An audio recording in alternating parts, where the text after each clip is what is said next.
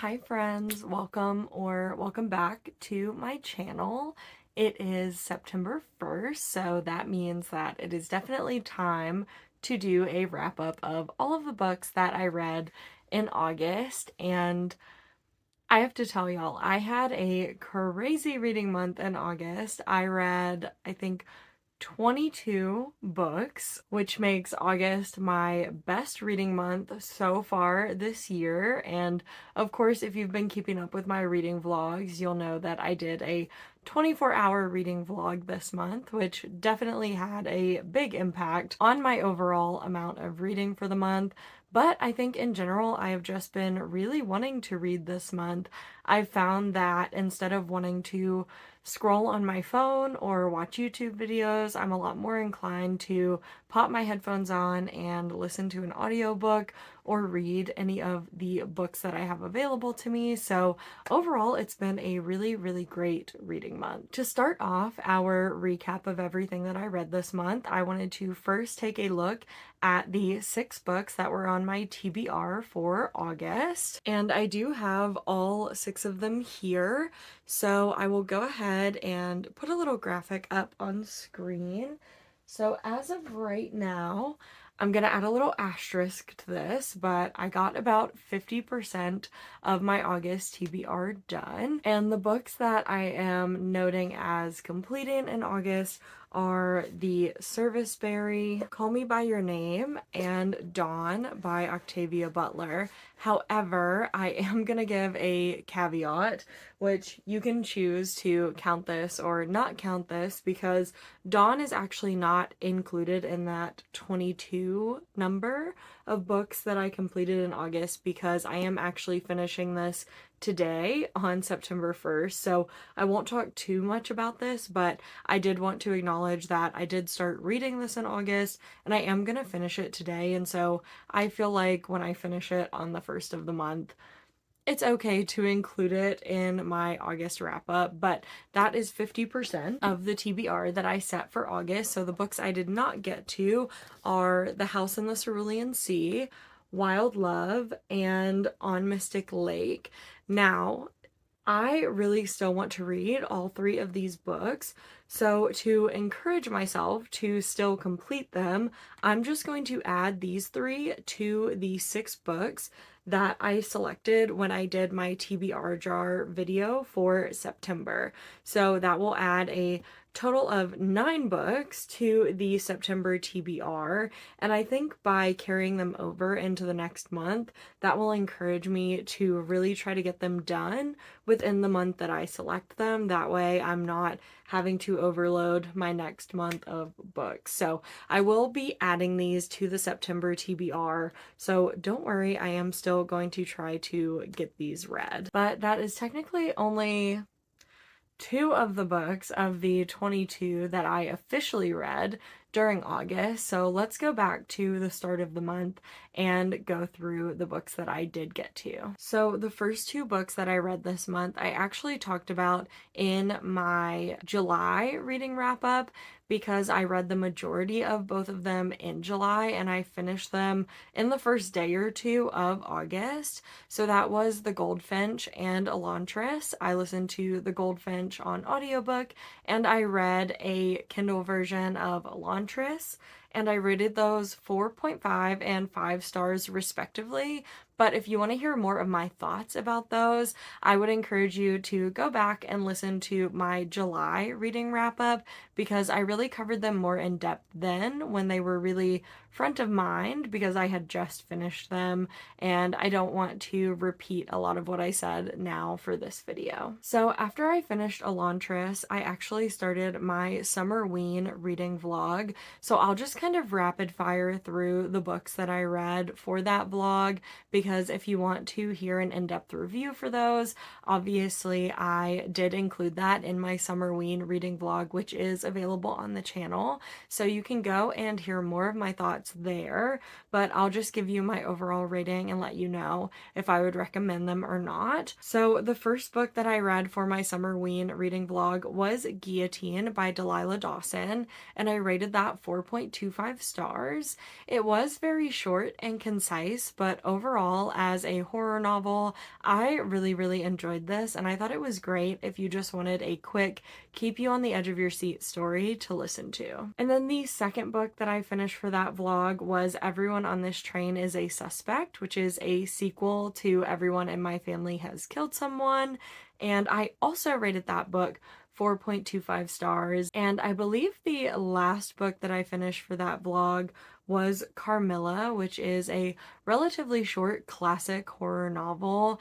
And to be honest with you, I was a little bit disappointed with Carmilla. It was advertised as a dark sapphic romance, and I definitely didn't feel like it was really a romance at all. Overall, though, I did still rate that 4 stars, and I did enjoy the reading experience. I just was a little confused based on what was written on the cover of the book versus the actual content. And I totally misspoke. That definitely wasn't the last book that I got to in that vlog. I believe I read 5 total books for that vlog. So I also read The Outsider, which technically, as a Stephen King novel, it says it is the first book in Holly Gibney's series. However, when I picked the book up on Libby, it said that it was a standalone, and I didn't realize that Holly was in it at all. That information wasn't readily apparent. I was a little bit frustrated that I haven't read the Bill Hodges trilogy, and I would have liked to have read that before this book since Holly is a prominent character. But overall, I did rate The Outsider 4.25 stars, and I did really enjoy it. And after that, the actual last book that I did finish for that vlog was The Ex-Hex, and I did rate The Ex-Hex 4.5 stars. Honestly, sometimes rom-coms can fall really, really short for me, and I really genuinely enjoyed this one, so I would definitely recommend it if you're looking for a cozy fall read. And the reason I misspoke and thought that I finished that vlog with Carmilla is because in the middle of this, I did also finish Atomic Habits, which is one of the nonfiction books that I've been reading as part of doing the 75 Hard. And I actually didn't rate Atomic Habits.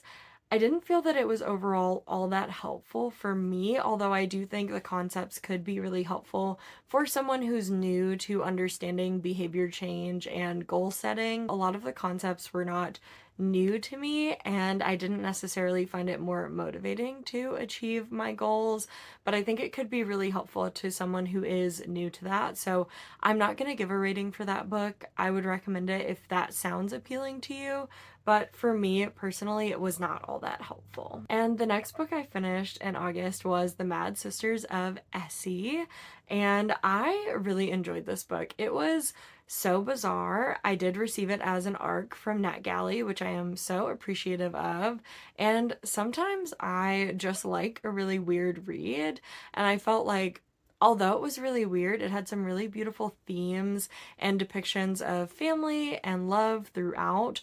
So I actually really, really enjoyed that despite the fact that it was really strange and it definitely felt like a fever dream.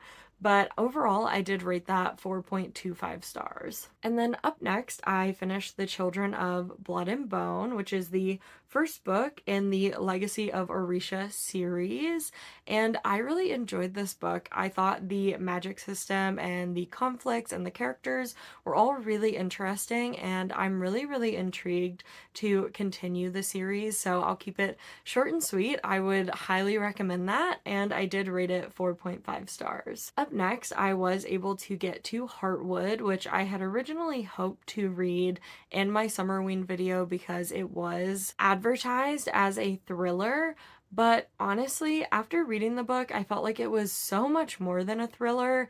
There is the mystery of there being a missing person and wondering if the person will be found fast enough for them to be saved, or if they'll just be recovering a deceased body. But I didn't feel like the thriller aspect of the book was actually the main focus and heart of the story, and it definitely wasn't the part of the story that I really fell in love with. So overall, I did rate Heartwood 5 stars. I really, really love this book, and I would definitely recommend it. I thought that it brought together some really, really complex ideas and things that the characters were working through encapsulated within this mystery that you're trying to work out. So I really, really, really enjoyed that. And then up next, I read Wayward, which has been on my physical TBR for a while. And I have to admit, I was a little bit disappointed by Wayward. I really liked where the story was going in terms of women and potentially having some like special powers. It was related to the characters potentially being witches or having been descendants of witches, and you kind of see a few different women throughout different times. And so I was enjoying how the storylines were intersecting and the different characters' lives were unfolding and how they were dealing with the challenges that arose in each of their lives. But I felt like there was a really strange emphasis on motherhood and pregnancy throughout the book. And so that's why I rated it a bit lower, because it just didn't really resonate with me and it felt a little strange. But overall, I did rate it 3.5 stars. I still really liked a lot of the concepts. I just felt like the execution came off a little bit weird to me. So I think this type of book is something I would generally reach for and enjoy a lot. But I don't know why there was just such a heavy emphasis on motherhood throughout that didn't really resonate with me. And then I got another book off of my physical TBR because I read Hello Stranger by Catherine Sinner. This is only the second book that I've read by Catherine Sinner, and I have to say, so far, I have really enjoyed her rom-coms. They haven't been life-changing by any means, but I have really, really enjoyed them. And I did end up rating this one 3.75 stars. The only thing I knew going in was that the main character had facial blindness to where she can't really recognize people's faces. I did feel like there was a little bit maybe too heavy-handedness with one of the characters being as evil as they were, but I don't know. It's a rom-com and it was enjoyable, so I rated it 3.75 stars and it's off of my physical TBR now. And then the next few books that I finished were all in my 24-hour reading vlog, so I'll just go rapid fire through those with what they were and my rating. But if you want to hear more about them, I talked really in depth about them in that video. So the first one I finished in that was The Gunslinger, which is book 1 in the Dark Tower trilogy. There's literally 8 books in this series. I don't know why I said trilogy. And I haven't rated that yet because I want to rate the series as a whole. So no rating so far, but I did go ahead and pick up book 2. So hopefully once I get a little further along in that, I can provide a rating. And then I also read The Berry Pickers, which was one of my 25 for 2025 books, and I've had it on my physical TBR for a while. And that ended up being a 5-star read. So my 24-hour reading vlog was really, really successful for me reading wise, and I was floored by that book. I honestly wish I picked it up a lot sooner. And then after that, I did complete The Enchanted Greenhouse, which is book 2 after The Spell Shop, which I previously read and enjoyed. And I rated The Enchanted Greenhouse 3.75 stars. And then after that, I read Call Me By Your Name, which was one of my TBR books for August, and I did end up rating that 5 stars as well. And then the last book that I got to in that video was A Darker Shade of Magic, which is the first book in a trilogy by V.E. Schwab, and I really, really enjoyed that. It had been a while since I picked up a V.E. Schwab book, and I really enjoyed getting back into her writing. So I did rate that one 4.25 stars, but I imagine as I continue that series, the series rating in my mind will probably go up overall. And the next book that I finished was Bury Our Bones in the Midnight Soil, which I will admit that I actually was reading this as part of another reading vlog that is still in progress. So it's not out yet, but one of my book clubs picked it up now. So I wanted to go ahead and read that and finish it. And unfortunately, I have some issues with this book. I did rate it 3.5 stars, and that's because I still really enjoyed V.E. Schwab's writing. I could definitely read this book. It wasn't unenjoyable for me as a read. I just got to the end and had some very mixed feelings about the ways that some characters and relationships were depicted throughout. And I recently watched Plant-Based Bride's video breaking down this book as well.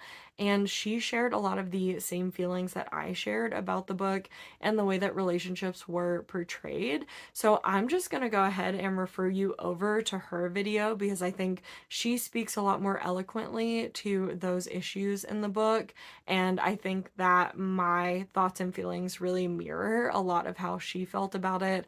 And I shared a lot of that with my book club because we recently debriefed. And overall, I was just pretty disappointed in some aspects of the book and definitely struggled with them. So I rated it 3.5 overall because it is still V.E. Schwab. She still is an amazing writer, but I just have some issues with some of the things in the book. So I will talk more about that in that upcoming vlog, but just wanted to give you kind of a brief overview. And the book I read after that was Starter Villain, and I actually started it on ebook because I got a Skip the Line copy from Libby, and I was enjoying it so much that I ran out and picked up a physical copy and just went ahead and returned that Skip the Line copy. And honestly, I really loved this. I have seen it kind of bouncing around a little bit, but I've never really heard anyone talk about it. But I know that a lot of people have read it. And so when it was available as a Skip the Line copy, I figured that was pretty low stakes for me. And it's a pretty short book. It's only, I think, about 260 pages. And this being my first John Scalzi read, I can definitely say I will absolutely be reading more of his work because this was so fun. It was so silly and it was such an enjoyable time. And honestly, it was just so well written. So I did end up rating this 5 stars and I don't regret that one bit.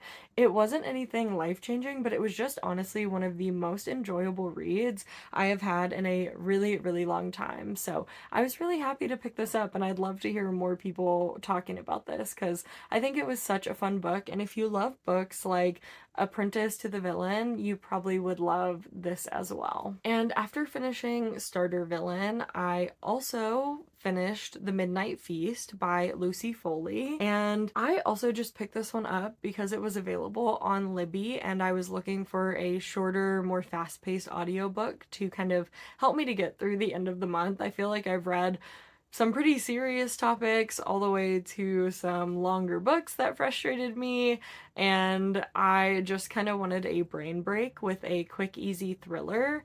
And I honestly really enjoyed that. I don't feel like it was really horrifying at any points, nor did it really keep me on the edge of my seat, but I really enjoyed the overall concept of the book, and I thought that the story was pieced together really well, using multiple POVs to build up the story and how things were going to come out at the end. So I did find the ending to be extremely satisfying in that book, and I definitely would encourage you to read it if you want a thriller that has really, really good payoff at the end, and I did ultimately rate that 4 stars. And then the last book that I finished this month was The Serviceberry, which was another book off of my physical TBR, and The Serviceberry is a pretty short book. I've previously read Braiding Sweetgrass by the same author, and I absolutely loved it. That was a 5-star read for me, and so I felt pretty strongly that I was going to enjoy The Serviceberry as well. And I did. I definitely appreciated how the author broke down our economy and society and how that impacts how we function with the natural world as opposed to how we could be functioning in a gift economy. Personally, I didn't assign a rating to this book yet. I literally finished it yesterday. It will be a 5-star read for me, but I do feel a little weird about rating such a short nonfiction book that kind of goes over the basis for a concept like the gift economy and ways that you can start to put that in practice in your life. For me, it definitely will be a 5-star read, and it's a really short book with very low stakes. I definitely enjoyed reading this book, and I hope that if you pick it up, you will too. But that concludes everything that I finished in the month of August. So that's all 22 books, and I will be finishing Dawn today. I know I said I finished it and I've checked it off of my TBR Technically, I'm not done yet. I'm gonna go finish it right when I'm done filming this video, but I can tell you guys, I'll give you a little sneak peek that it's definitely gonna be a 5-star read for me. I am loving this book so, so much, and I am so excited to continue the series. I definitely am wanting to read everything that Octavia Butler ever wrote at this point, so that is how I'm feeling about it, but you'll get to hear more of my thoughts and feelings about it in my September wrap up, since I haven't quite finished it and I can't give my definitive thoughts here, but I am going to go ahead and check it off for the sake of touching base with you about my August TBR. And then, like I mentioned, those other 3 books are going to go ahead and be added to my September TBR. So I will have 9 total books instead of 6 for September. But that being said, that includes all 22 books that I managed to get to in August.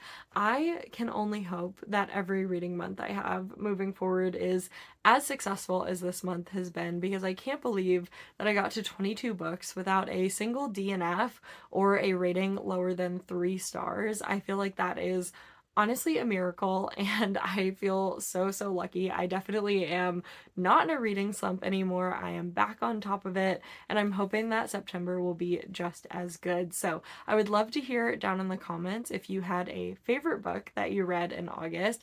Tell me about it. Let me know what book it is. Maybe I'll add it to my physical TBR, although we all know that I don't need inspiration to add any more books to that.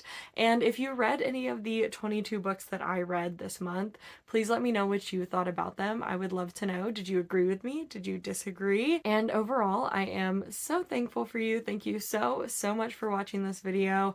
I hope to see you in the next one, and I hope you have a great day. Bye!